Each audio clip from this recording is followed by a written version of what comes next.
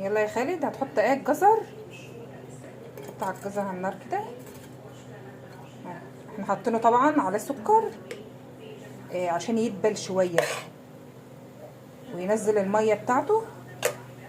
هو ده يعتبر كيلو جزر وعليه نص كيلو سكر، وهيتحط على نار لحد ما يستوي خالص.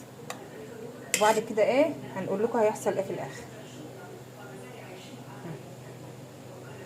يلا غطي بقى كده وايه هنرجع لكم تاني. ماشي. هنا دي شكلها بعد ما استوت.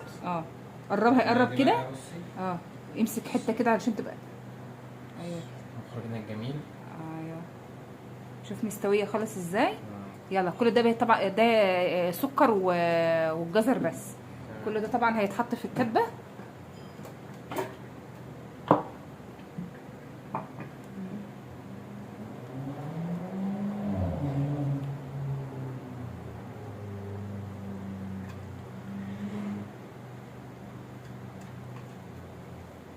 كده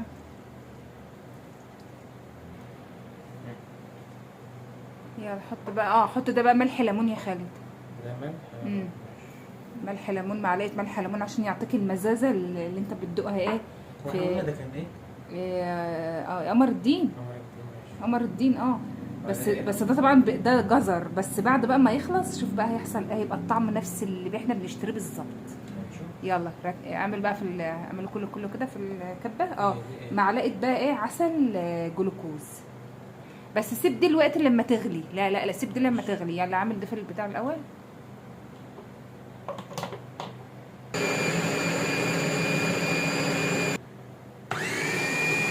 يلا كفايه خالص. وري كده بقى الملمس بتاعه. بسم الله الرحمن الرحيم. بسم الله. ايوه حلو قوي. حطه بقى في الحله تاني. فرغه بقى في الحله تاني. ماشي. هيتحط طبعا تاني على النار عشان هنحطه تاني على النار عشان لو في ميه ولا حاجه. ايه شيل السكاكين بتاعتها. شيل السكاكين وحطها في البتاع. شيلها.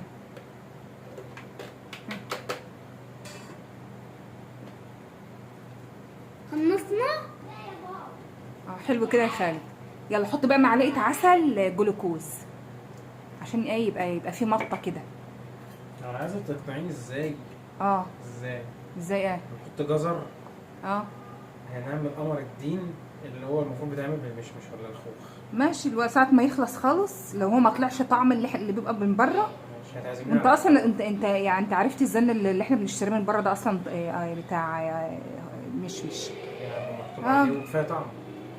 ماشي. في اصلا في طعم في العطار طعم المشمش بس هو قليل قوي. انا ما لقيتوش في عند العطار. بس انا عملته قبل كده بالجزر ده طلع زيه بالظبط من غير طعم مشمش ومن غير طعم اي حاجه. بس لو انتوا لقيتم اللي هيعمل الطريقه دي لو لقى عند العطار طعم المشمش يحطه عادي. يحط معلقه ولا معلقتين مع الجزر ده على النار. بس انا عايز اجرب طعم الجزر لوحده. احنا عايزين نجرب طعم الجزر لوحده بس هيبقى زي المشمش بالظبط. انت طبعا حطيت معلقه عسل جلوكوز. هيبقى هترفعه على النار دلوقتي في حدود 10 دقايق بالظبط. وبعد كده هنشوف هنعمل ايه بعد كده. تمام. حطه بقى على النار بعد 10 دقايق ان شاء الله. يا خالد وعشان تظبيط الشغل اي معلقتين جيلاتين عندنا هنحطهم. يعني حطينا جبنا معلقتين جيلاتين علشان بس القوام بتاع الجزر في ميه شويه فحطينا معلقتين جيلاتين عليها وهنقلب. قلب بقى يا خالد.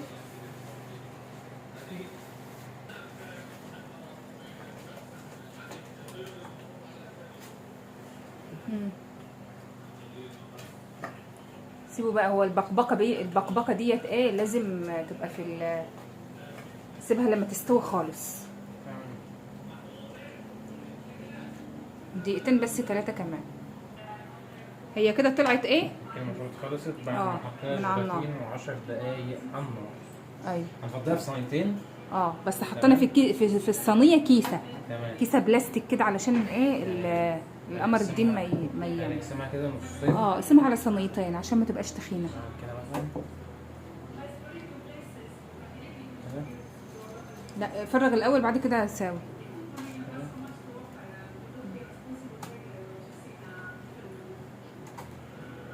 بس وقف.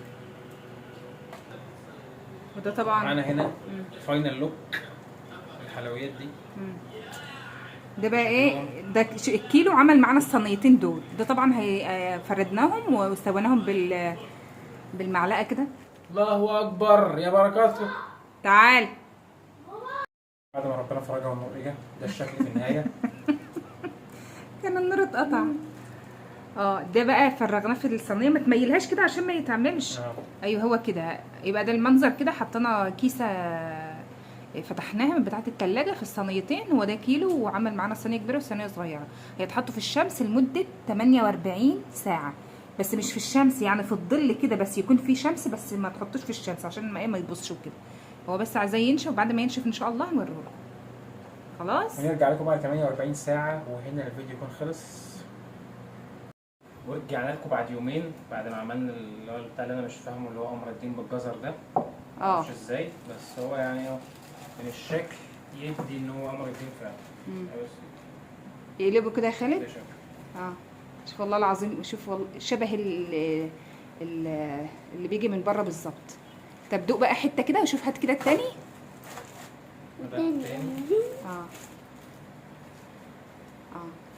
دوق بقى كده حته يا خالد. طبعا ده بيتحط في مهلبيه، يتعمل عصير زي القمر الدين بالظبط. وطعمه بقى خالد هيدوق وهيقول. ماما انا كنت طعم ايه؟ طعم ايه يا خالد؟ ايه مش مقتنع من اول حته؟ لا. وطعم ايه؟ ده طعمه حلو. طعمه ايه؟ هات بتاع. ايه؟ هات بتاع، هات الدوق. والله العظيم بجد والله حلو. طعم اللي بره صح، والمزازه اللي فيه علشان احنا حطينا فيه ملح ليمون، فهو ايه عطاك الطعم اللي هو بتاع القمر الدين. صح ولا لا؟ والله العظيم حلو قوي. طبعا اللي هيعمل بقى مهلبيه يطلعه في معلقتين ميه كده، او في اللبن على طول مع معلقتين نشا وعلى النار، وهيبقى مهلبيه قمر الدين. وعصير برده كذلك. ماشي. يعني ده اسمه قمر الدين برضه؟ ده قمر الدين. بس من جزر؟ ده بالجزر. هو اصلا انت لو رحت اي سوبر ماركت دلوقتي في قمر الدين بالجوافه بالمانجا دلوقتي منزلين رمضان اللي فات ده، احنا طلعنا فيه قمر الدين بالاطعمه كلها. خلاص احنا دلوقتي عملنا قمر الدين بس بطعم الجزر. ايوه جربوها كده وما تنسوش ايه، لايك، اشتراك، تفعلوا زر الجرس وتشجعوا ايه خالد. يلا والسلام عليكم ورحمة الله وبركاته.